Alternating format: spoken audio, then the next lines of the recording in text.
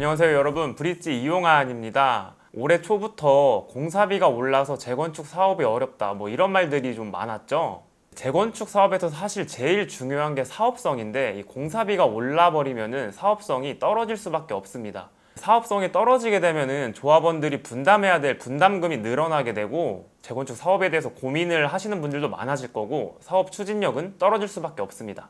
이런 애로사항들을 해결하기 위해서 서울시에서는 이제 재건축 사업을 진행하는 단지들이 전망대라든지 커뮤니티 시설들을 개방하면은 용적률 같은 인센티브를 준다고 했어요. 용적률 인센티브를 준다는 거는 사업성을 높여준다는 뜻인데요. 여러 단지들이 실제로 이런 이득을 좀 받습니다. 그런데 공공시설을 개방하기로 해놓고 이런 약속을 어겨서 문제가 된 단지들이 있는데요. 또 공공보행로를 만들기로 해놓고 여기에 담장을 쳐버려가지고 다른 시민들이 이용하지 못하는 사례들도 나오고 있습니다. 오늘은 한번 이 공공시설 개방 문제에 대해 알아보겠습니다.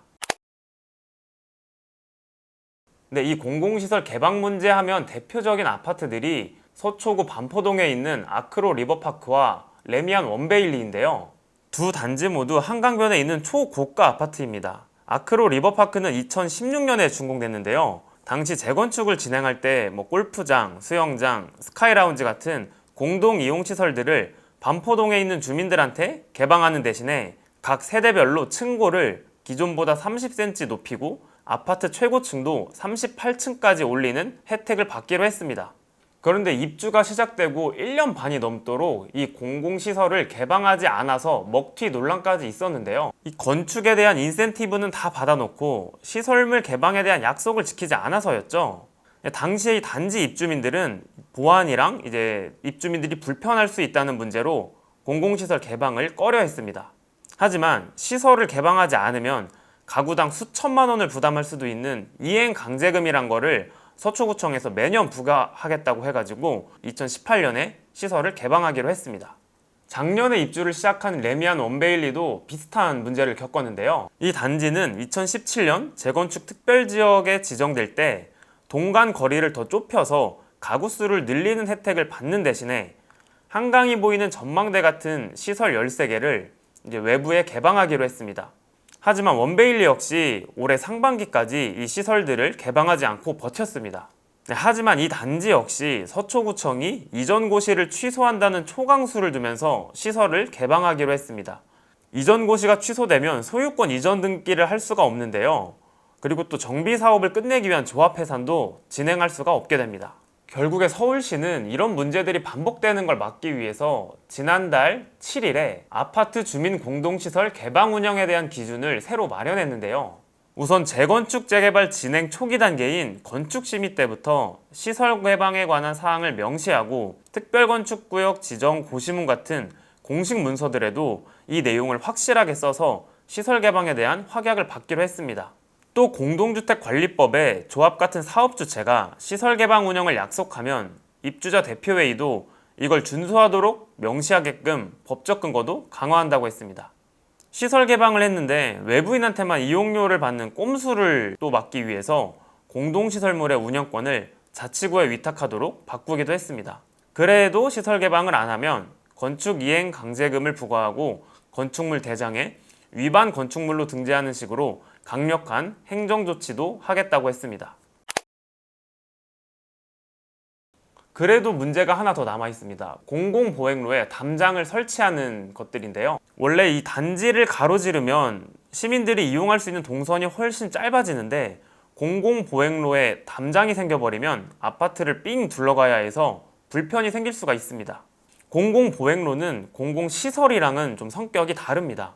그래서 서울시가 지난달 7일에 발표한 규제 강화가 이 공공보행로 담장 설치 문제에는 그대로 적용되지가 않습니다.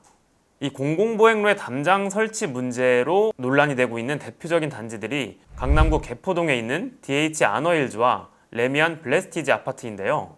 원래 이 아파트들 둘 다 재건축을 진행할 때는 지구단위 계획에서 공공보행로를 만들겠다고 했습니다.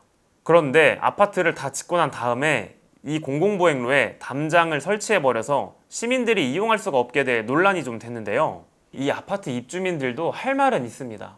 이 단지들이 대모산과 개포동역 사이에 있거든요. 이 대모산은 하루에도 이용객이 수천 명에 달할 정도로 인기가 좀 있는 산이에요. 그러다 보니까 등산객들이 아파트 단지에 쓰레기를 무단으로 버리고 가고 단지에서 술도 마시는 일도 많았다고 합니다. 그러니까 입주민들 입장에서는 참을 만큼 참았다는 거죠. 결국 이 단지들은 구청에 신고도 없이 공공보행로에 담장을 쳐서 입주민 외 사람들이 이용할 수 없도록 했습니다. 그래서 강남구청은 DH 아너힐즈 재건축 조합장을 경찰에 고발해서 벌금 100만 원을 내게 했는데요. 근데 이 이상 할 수 있는 조치는 없습니다. 건축법상 2m가 넘는 불법 펜스에 대해서는 철거 때까지 이행강제금을 계속 부과할 수가 있는데요. 근데 이 아파트들의 담장 높이가 1.6m, 1.3m 정도로 2m를 넘지 않아서 추가 조치를 취할 수 있는 게 없습니다. 네, 이런 문제들도 몇 년 전부터 있다 보니까 서울시가 공공보행로에 담장 설치하는 문제를 막는 방안들도 최근에 마련은 했습니다.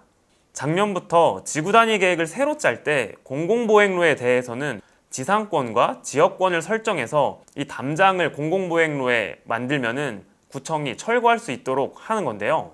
다만 이것들을 소급 적용할 수는 없어서 개포동 아파트들의 담장은 앞으로도 남아있을 것 같습니다. 물론 처음에 계획한 대로 공공의 시설들을 개방하기로 했으면 당연히 약속한 대로 개방하는 게 맞습니다. 가뜩이나 아파트 단지들이 가격에 따라 계급화가 되고 있는 만큼 이런 공공 개방마저 없으면 시민들 간의 위화감이 점점 더 커질 수 있는데요. 그렇지만 모두가 이용할 수 있는 공간이라고 해서 이 공간에 쓰레기를 버린다거나 술을 마신다거나 함부로 대하는 모습을 보이는 것도 비판받을 소지는 충분하다고 생각합니다. 입주민과 시민들이 모두 한 발씩 양보하는 태도를 가져야 하지 않을까 생각합니다. 여기까지 브릿지였습니다.